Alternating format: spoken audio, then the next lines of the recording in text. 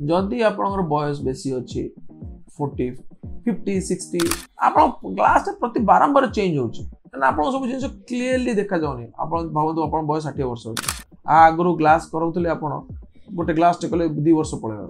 but आपंकर ए कौन हो ग्लास 2 मास चेंज हो सर 2 मास चषमाटा करी मत भल देखा जाऊ देन एटा बहुत इंपोर्टेंट आप आईटा चेकअप करवा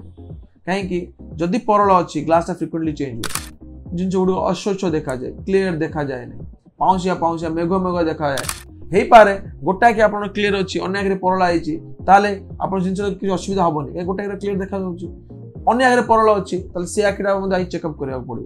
यहाँ गोटे मिथ जे परला मैच्योर है सर्जरी करवा no it is not advisable जिते अर्ली करेंगे से बेटर ता अर्थ ना परला आरंभ हो करदे कथा एडवाइज करा बट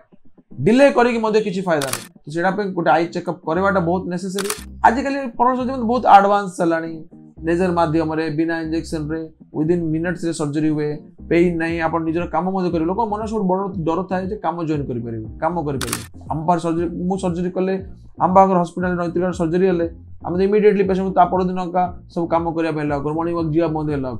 सो डिपेंड करे आप कंडीशन अच्छी जदि अच्छी डू ए चेकअप आप डाउट डॉक्टर पाखर क्लीयर करा